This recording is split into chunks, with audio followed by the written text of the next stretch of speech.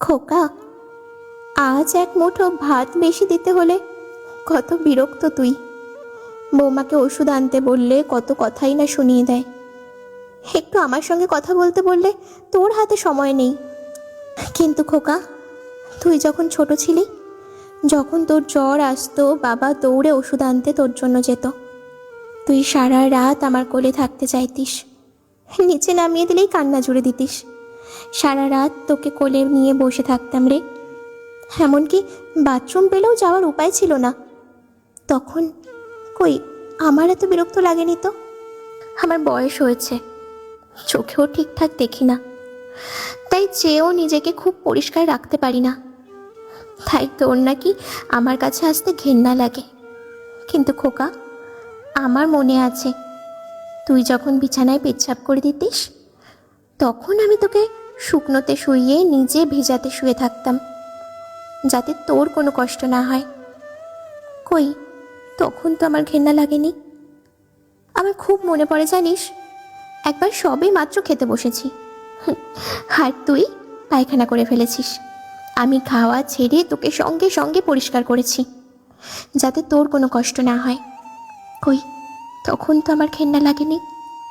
কিন্তু সময়ের পরিবর্তনে আমার সব কিছু আজ তোর ঘেন্না লাগে, বিরক্ত লাগে। কেন বলতে পারিস?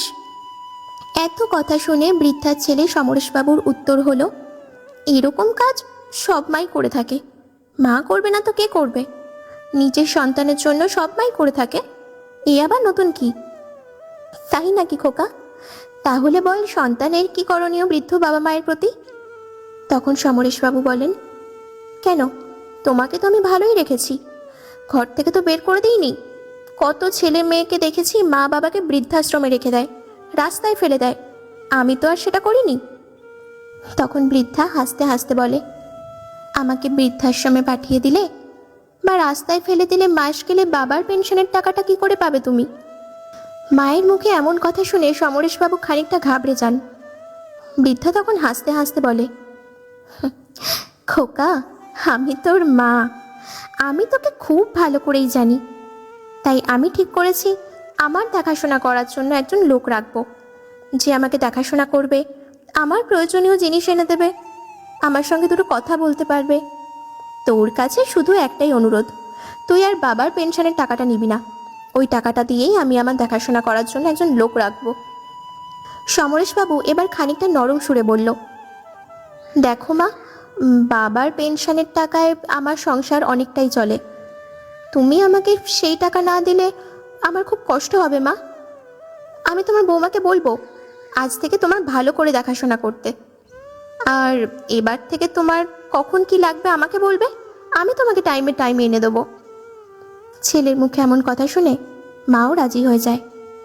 আসলে মা তো সন্তানের কষ্ট কোনোদিনই দেখতে পারেন না, তাই সন্তানের এই মিষ্টি মিষ্টি কথায় বৃদ্ধা ভুলে গেলেন সব কিছু। আজ বৃদ্ধা বিছানাতে, পরিস্থিতি খুবই খারাপ।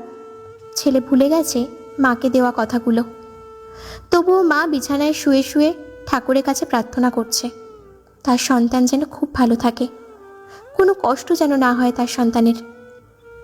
আসলে মা তো মাই হয়, আজও মায়ের কোনো বিকল্প খুঁজে পাওয়া যায়নি। কথায় আছে না, কুসন্তান যদিও হয়, মাতা কদাপি নয়।